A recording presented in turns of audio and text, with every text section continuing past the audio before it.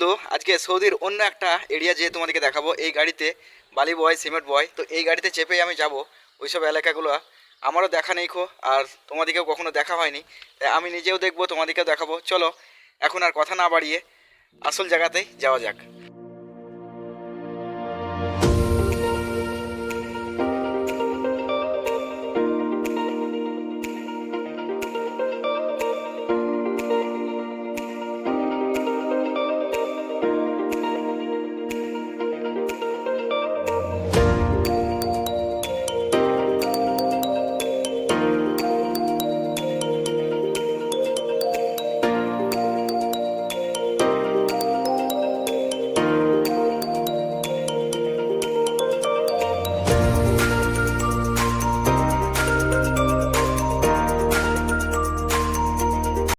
নিজের গন্তব্যে চলে এসেছি। এবার বালিগুলোকে আনলোড করতে হবে। এখানে কাজ চলছে, সিমেন্টের বস্তা রাখা আছে, একটা তাঁবু আছে এখানে। সেরকম লোকজন এখন নেই খো, কাজ চলছে।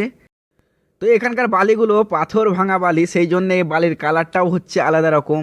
সামনে দিকেই দেখলে পরে বুঝতে পারা যাবে যে শুধুই মরুভূমি আর মরুভূমি। এই এলাকা দিকে মানুষজন সেরকম থাকে না, শুধু নিজের নিজের সীমানাটা পিলার দিয়ে ঘিরে রেখেছে, বাদ বাকি চারিদিক দেখো ফাঁকা আর ফাঁকা। তো এখন বালি আনলোড হয়ে গেল, গাড়িতে উঠে যায়, আবার নিজের কক্ষে পৌঁছাতে হবে, কেননা এখনও খাবার খাওয়া হয়নি, খাবারটা খেতে হবে যে আবার। তো সামনের রাস্তা দিকে ঘুরে গেলাম, এদিকে বাইপাস হয়ে একটা রাস্তা পাওয়া যাবে, সেই রাস্তা ধরে একটা পাড়াতে ঢুকবো। আর এদিকে প্রচুর সাইনবোর্ড টাঙা আছে, কেননা অনেকজন হয়তো ব্যবসা করে, সেই জন্যে নাম্বার দেওয়া আছে সাইনবোর্ডগুলোতে। তো এক একজন এক এক কাজে ব্যস্ত থাকে এসব এলাকাগুলোতে। আর প্রচুর পরিমাণ এখানে গাছপালা আছে, যেমন শুকনো গাছপালা এই রাস্তার ধারে ধারেই শুধু পাওয়া যাচ্ছে। আর আগে যদি যাই তাহলে আগে শুধু মরুভূমি আর মরুভূমি, আর কোনো কিছুই নাই। এই রাস্তাটা দেখে মনে হচ্ছে যেন আমাদের দেশের মতো একদম পিচটা একদম চিপকে লেগে আছে। আর সামনে যে রাস্তাগুলো দেখে এলাম সেগুলো অনেকটাই আলাদা। তো সামনে একটা মসজিদ, এদিকে শুধু বাড়ি আর বাড়ি পাওয়া যাবে। তো এই রাস্তা ধরে চলে যাচ্ছি এখন, অনেক কিছুই দেখতে পাওয়া যাবে, অনেক ছোট ছোট পাহাড়, অনেক বড় বড় পাহাড়, এমনিতে মরুভূমির মতো চারিদিকেই ডাঙা আর ডাঙা।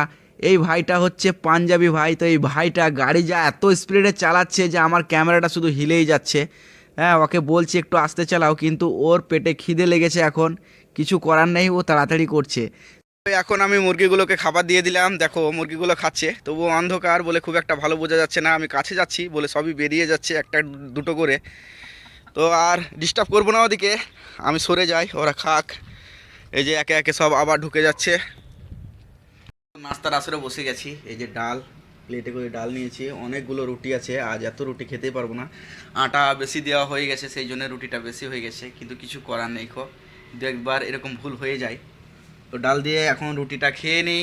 আবার আসতে হলো আমার কপিলের কিচেনে মাংস নিতে। তো আমার কপিল পারমিশন দিয়েছে যে যখন অসুবিধা হবে তখন এখান থেকে মাংস নিয়ে চলে যাও, কোনো অসুবিধা নেই খো। সেই জন্যই আমি চলে এলাম। তো আরবিতে মাংসকে কি বলে? আরবিতে মাংসকে লাহাম বলে। তো এই যে এখানে অনেক মাংস আছে, এই প্যাকেটে ভরা আছে কবুতর, আর এদিকে অনেক কিছুই ভরা আছে, উটের মাংস। আর আর এটাতে কি ভরা আছে সেটা আমি বলতে পারছি না এখন, আর বরফ হয়ে গেছে। আশা করি পোলট্রির মাংস ভরা আছে এটাতে। তো দেখো কত সুন্দর প্যাকেট করে ভরা আছে। হ্যাঁ, তো আমাদের দেশে এরকম করে প্যাকেটে বিক্রি করে না খো, শুধুমাত্র সৌদি আরবেই বিক্রি করে। এরকম অনেক রকম প্যাকেট আছে যেগুলো পলিথিন প্যাকেট, আর এটা হচ্ছে প্লাস্টিকের প্যাকেট। তো এটাতে মাংস ভরা আছে, দেখেই বুঝতে পারা যাচ্ছে এই যে রক্ত লেগে আছে অল্প অল্প। তো এটা এখন রান্না করে খেতে হবে আজকে, কোনো অসুবিধা নাই। আমার কপিল পারমিশন দিয়েছে বলে আমি নিয়ে যাচ্ছি এই ফ্রিজ থেকে। পেঁয়াজ কাটা হয়ে গেছে, এখানে আদা রসুন কাটা হয়েছে, কিন্তু আদা রসুনটা কুটতে হবে, সেই জন্য হাম্বল দিস্তা এখানে। আর মাংসটা কাটতে বাকি আছে, মাংসটা কেটে দিলেই কাজটা কমপ্লিট হয়ে যাবে, তারপরে রান্নার কাজে লেগে পড়বো। আমি প্যাকেটটা খুলে দেখবো যে আসলেই কি ভরা আছে। দেখো এখানে ছয়টা লেগ পিস ভরা আছে, তো পোলট্রির মাংস। আর এটা দিয়ে আজকে আমার তরকারি হয়ে যাবে। তো একদম শক্ত ইট হয়ে গেছে, মাথায় ঠুকে দিলে মাথাটাও মনে হয় ভেঙে যাবে। বন্ধুরা এখন জমে পাথর হয়ে গেছে, সেই জন্য এখন পানি দিয়ে দেবো, কিছুক্ষণ ভিজে থাকলে পরে নরম হয়ে যাবে, মাংসটা কাটা যাবে। তো তা করতে করতে এখন পেঁয়াজ আদা রসুন সেগুলোকে কেটে নিই।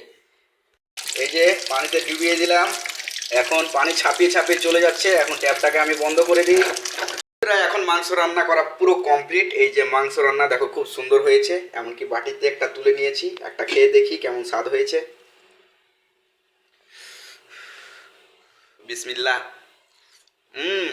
দারুণ স্বাদ হয়েছে, দারুণ লাগছে একদম খেতে। তবুও তো ফ্রিজে ভরা ছিল, ফ্রিজে ভরা মাংস একটু অন্যরকম লাগে, কিন্তু একদম টাটকা মাংসের মতোই লাগছে। এখন বাজছে 4:30, 4:30টার সময় কাজের সাইডে এসে আমি খেজুর গাছ কোটাতে শুধুমাত্র পানি দিচ্ছি। তো প্রতিদিনকার রুটিন এটা আমার, বিকেলবেলাতে এসে আমাকে খেজুর গাছে পানি দিতে হয়। কয়েকটা খেজুর গাছে প্রতিদিনই আমি পানি দিই। তো এখন বসে বসে পানি দিচ্ছি, এই যে পাইপে পাইপে সব পানিগুলো যাচ্ছে।